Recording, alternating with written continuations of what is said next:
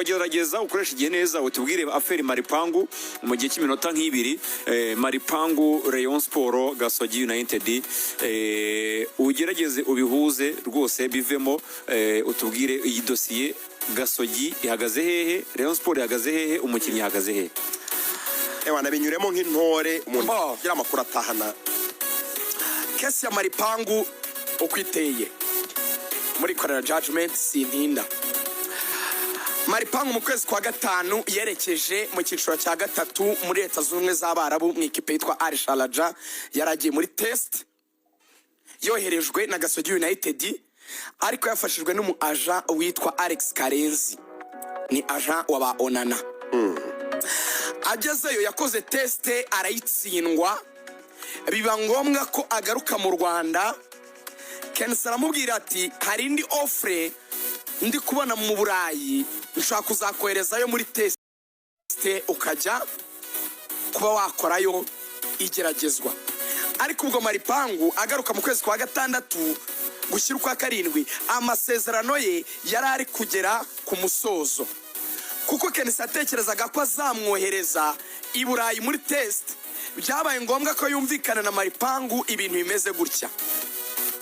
Yaramubwiye ngo sinyira amasezerano y'igihe gito ari butume tubasha kukohereza muri teste i Burayi, nuyitsinda uzagurishwa na Gasogi kuko uzafite amasezerano. Ayo masezerano Malipangu yasinye ku itariki 24 z'ukwa karindwi. Yari amasezerano azamugeza ku itariki 24 z'ukwa 11. Yego, uku kwezi iyo tariki twarayirenze.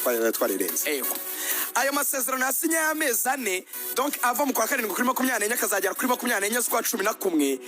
Yavugaga ko naramuka agurishijwe ubwo hari amafaranga Gasogi zahabwa bari bumvikanye. Hanyuma ntibyaje gukunda ko Malipangu ajya i Burayi. Mu kuguma mu Rwanda, Kenshi yaramubwiye ati okay, urabona wagumye mu Rwanda, ntabwo bigikunze kujya i Burayi, reka dukora aya masezerano tuyagire amasezerano y'umwaka. Azagende asozanye n'iyi sezo. Mu yandi magambo, yandi twari dufite yo kuzageza kuri 24 z'ukwa 11 tuyatesha agaciro, hanyuma dukora ni masezerano azagenda akageza sezo irangiye mu kwa gatandatu ku mwaka utaye 2023. Yarakozwe amasezerano. Kenshi yarayanditse. Amasezerano yavugaga ko Malipangu azahabwa miliyoni 10 za Rokritoma nk'umuntu ugiye kwakinira umwaka. Ayo mafaranga kayahabwa bitarenze ku itariki 31 z'ukwa 12, 10 za Rokritoma. Bakavuga ko Malipangu azajya ahembwa umushahara wa miliyoni buri kwezi, ndetse match Gasogi itsinze agahabwa 100,000 bya prime kuri match ganye, akanagirwa kapiteni wa Gasogi. Ibyo nk'uko Kenshi abivuga, amasezerano barayanditse. Kenshi arayasinya, abwira Malipangu ngo nawe uzaze usinye. Ubwo turi kugera mu kwezi kwa 9. Yego, Malipangu ati nta kibazo, wereka dukine ndayasinya nta kibazo. Malipangu bongeye kumubaza yaravuze ngo muyanyoherereze nyahe agent wanjye tuyigeho, tuzabasubiza.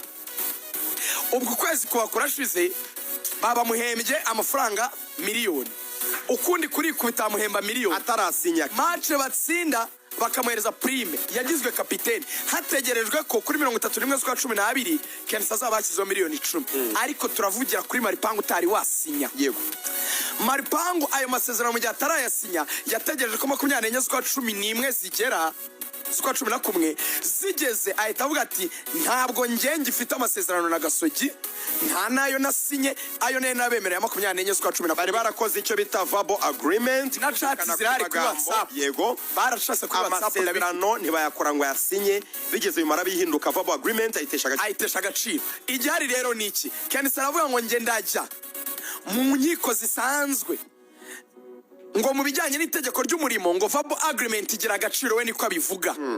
Noneho Malipangu akavuga ati mu mupira nta gaciro bigira, kuko iyo biba bikagira ntabwo twakabaye tujya guhabwa lisansi. Ngo noneho ngo badusabe kontra zisinye. Nabajije muri Ferwafa barambwira bati uko bizagenda ati ubwo ikipe imushaka ni he? Ndabwira ati ni Rayon Sport. Ati returu nijya gutangira Rayon izasinyisha Malipangu, izane kontra ya Malipangu isinye. Yego.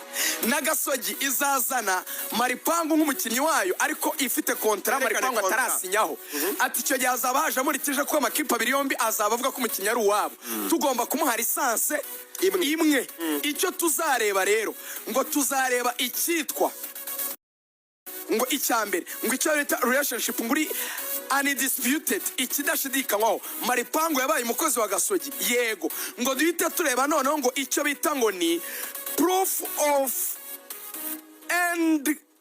end debt contract, nango igihamya igihe amasezerano yari afite yarangiriye kiragaragara, kizaba ari itariki 24 z'ukwa 11. Ati nitumara kubona ko amasezerano yarangiye, federasiyo nizamuharira izi leta, ntabwo ari Gasogi kuko amasezerano Gasogi ishobora kutemera ko yaguha kugira ngo igutinze. Yego. Ati rero tuzahita tubwira umukinnyi tuti lisanse yawe iremewe, ubaye umukinnyi wa Rayon, validity yayo kontra yawe muri Gasogi yabaye expired, kugira ngo ube eligible gukina na Rayon Sport nuko tugendera kuri kontra Rayon kuko ariyo wemeye gusinya. Yego. Malipangu nyine azemera ko ari uwa Rayon kurenza ko yabo Gasogi. Iyo operation rero ngo izarangira Rayon Sport ngo imwegukanye, mu gihe Malipangu yari kuba yarasinye nibwo byari kuba ari ikibazo, ariko kuva nta mukono iri ku masezerano.